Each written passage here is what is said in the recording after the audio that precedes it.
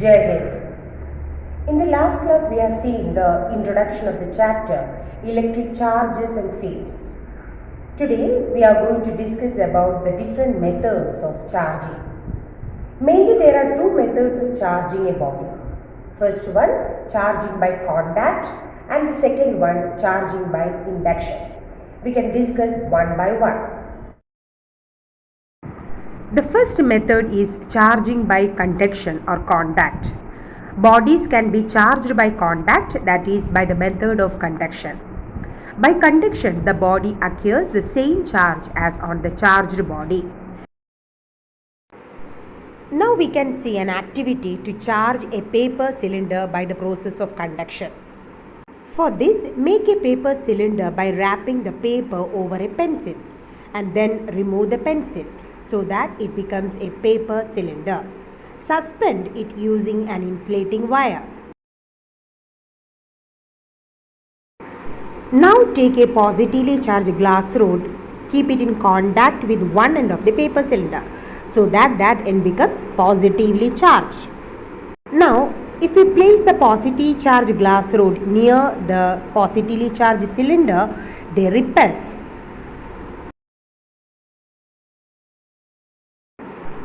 Now, place a negatively charged ebonite rod near the paper cylinder, positively charged paper cylinder. We can see that they attract each other. Thus, any material can be charged positively or negatively by the process of conduction or contact. Now, we can study charging by induction. Induction is the process by which a body acquires a charge of opposite sign without losing any of its own charge when another charged body is brought very close to it.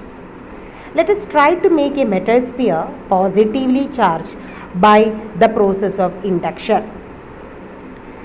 Take a metal sphere, place it over an insulating stand. If you want to charge it positively by the process of induction, take a negatively charged glass rod very close to the metal sphere so that charge distribution take place inside the metal sphere and the positive charges accumulate near to the negatively charged glass rod and negative charges get accumulated at the farther end. In order to charge the metal sphere positively by the process of induction, we have to remove the negative charges at the farther end. For this, the farther end is connected to the earth. This process is called earthing. By doing so, negative charges at the farther end flows directly to the ground.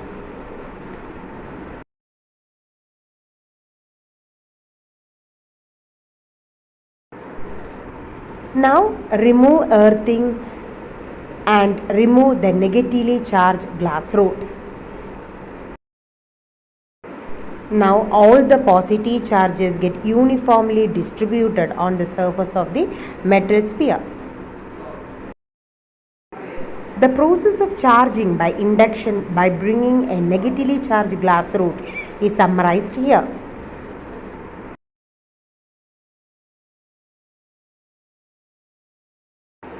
Let us try to make a metal sphere negatively by the process of induction.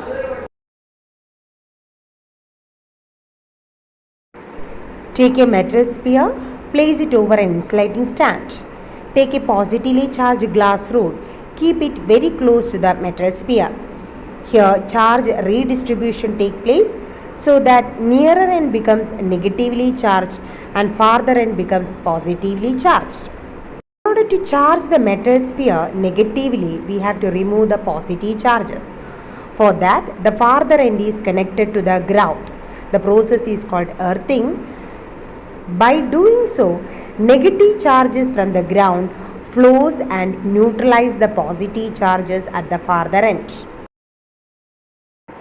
Now remove earthing and remove the positively charged glass rod. Now we can see all the negative charges get uniformly distributed on the surface of the metal sphere. The process of charging a metal sphere negatively by the process of induction is summarized here. Now we can discuss about a very important law to express the electrical force between two charged bodies, and the law is Coulomb's law. It was formulated by Augustin Coulomb in the year 1785 and gives the experimental measurement of electrostatic force between two charged bodies. It is considered to be the electrical analog of universal law of gravitation by Isaac Newton.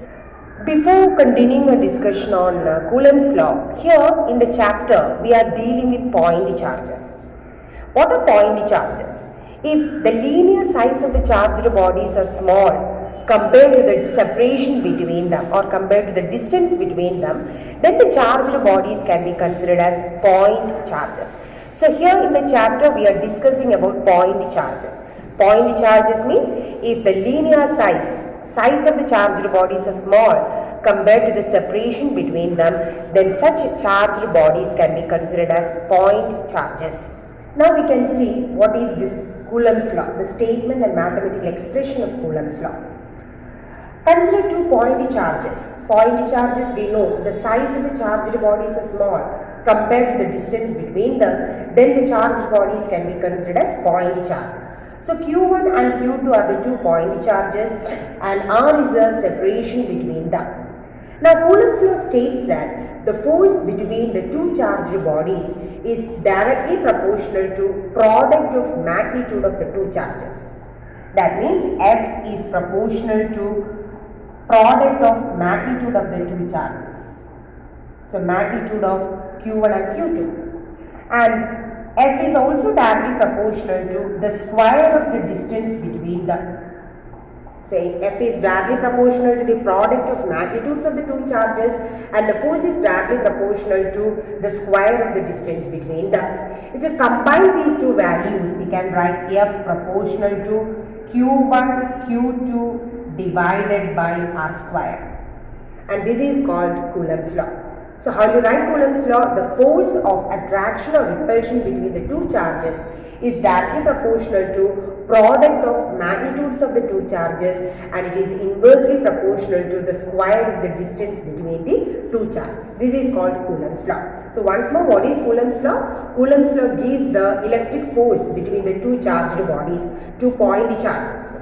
And Coulomb's law states that the force between the 2 point charges is directly proportional to product of magnitudes of the two charges and it is inversely proportional to the square of the distance between them. And force also always acts along the line joining the two charges. That will be discussed later. Okay, what is the direction of force and it is always along the line joining the two points and this is called Coulomb's law. F proportional to product of magnitudes of the two charges and F is proportional to 1 by R square or F is inversely proportional to the square of the distance between them. Coulomb's law states that the force of attraction or repulsion between the two stationary point charges is directly proportional to this product of magnitudes of the two charges and inversely proportional to the square of the distance between them. This force acts along the line joining the two charges. Now we can see the mathematical expression of Coulomb's law. Here two charges Q1 and Q2, point charges. Stationary point charges, they are placed in vacuum or air and they are separated by a distance r. Coulomb's law states that the force of attraction or repulsion between the 2 point charges is directly proportional to product of magnitudes of the charges and inversely proportional to the square of the distance between them. So we can write F proportional to magnitude of Q1 Q2 divided by R square. Now, how will you change the proportionality? Proportionality can be changed by a proportionality constant. Here the constant is F equal a constant K, Q1, Q2 divided by R square. And the proportionality constant K is electrostatic force constant. K is called electrostatic force constant. And if the two charges are placed in air or vacuum, the constant K is given by the value F equals 1 by 4 pi epsilon 0. The value of K is 1 by 4 pi epsilon 0. The electrostatic force constant K is given by 1 by 4 pi epsilon 0. And here substituting F is equal to 1 by 4 pi epsilon 0 Q1 Q2 divided by R square. And this is called Coulomb's law. And here the constant epsilon 0 is a constant which is called permittivity of free space. And the value of epsilon 0 is 8.85 into 10 raised to minus 12. Epsilon 0 is called permittivity of free space and its value is 8.85 into 10 raised to minus 12 Coulomb square, Newton raised to minus 1, meter raised to minus 2. This is the value of epsilon 0. How you find out the unit of epsilon 0? If you take epsilon 0 to the numerator, a force comes to the denominator. So how you write the units? Coulomb square, charge as a unit is Coulomb. Coulomb square, Newton raised to minus 1, meter raised to minus 2. So that is the value of epsilon 0. Epsilon 0 is a constant which is called permittivity of free space and its value is 8.85 into 10 raised to minus 12 Coulomb square, Newton raised to minus 1, meter raised to minus 2. So this is the mathematical expression of Coulomb's law. F equals 1 by 4 pi epsilon 0 Q1 Q2 divided by R square. Here we know the two charges are placed in air or vacuum. The value of K is 1 by 4 pi epsilon 0. And epsilon 0 is 8.85 into 10 raised to minus 12 Coulomb square, Newton raised to minus 1, meter raised to minus 2. If we substitute the value, we can write F equals here 1 by 4 pi epsilon 0. Substituting the value of epsilon 0 and if we simplify, the answer is 9 into 10 raised to 9. The value of 1 by 4 pi epsilon 0 is 9 into 10 raised to 9 after substituting the value of epsilon 0. So 9 into 10 raised to 9 Q1 Q2 divided by R square. So this is the actual expression of Coulomb's law.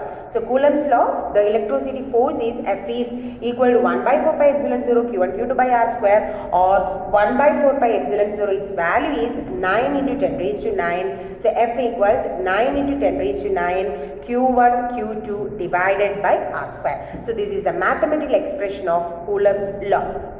We know the electrostatic force between two point charges according to Coulomb's law is 1 by 4 pi epsilon 0 Q1 Q2 by R square if the two charges are placed in air or vacuum. If the charges are placed in any other medium other than air or vacuum, the force will be greatly affected. So now in that case, force is given by, in any other medium, force is given by 1 by 4 pi epsilon Q1 Q2 by R square, where epsilon is called permittivity of that corresponding medium. But there is a relation between epsilon and epsilon 0.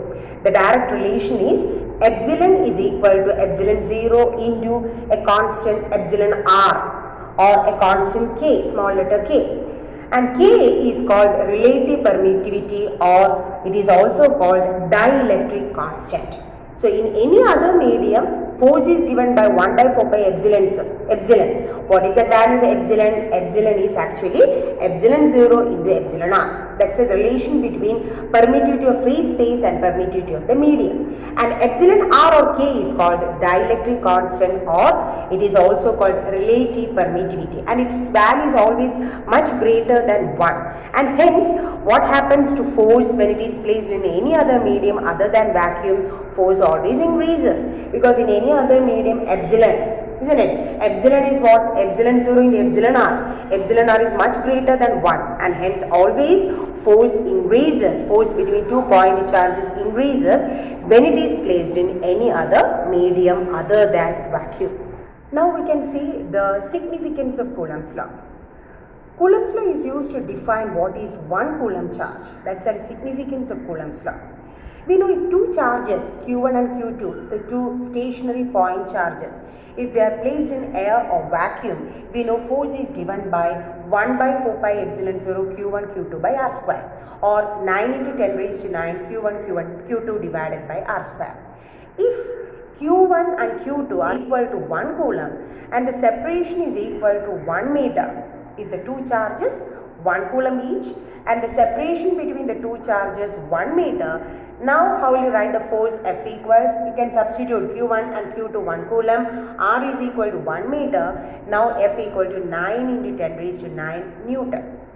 So how will you define 1 coulomb? 1 is that charge which when separated from another charge of same magnitude by a distance of 1 meter in air or vacuum would experience a force of 9 into 10 raised to 9 Newton. Okay, so that's a definition of 1 coulomb charge. So the significance of Coulomb's law is it defines 1 coulomb charge. 1 coulomb is that charge which when separated from another charge of same magnitude separated by a distance of 1 meter experience a force of repulsion of 9 into 10 raised to 9 Newton. Today we have seen the two methods of charging, mathematical expression and statement of Coulomb's law, significance of Coulomb's law, and hope you understood all the concepts we have discussed today. Next class we can see the vector representation of Coulomb's law and the related numericals. Thank you.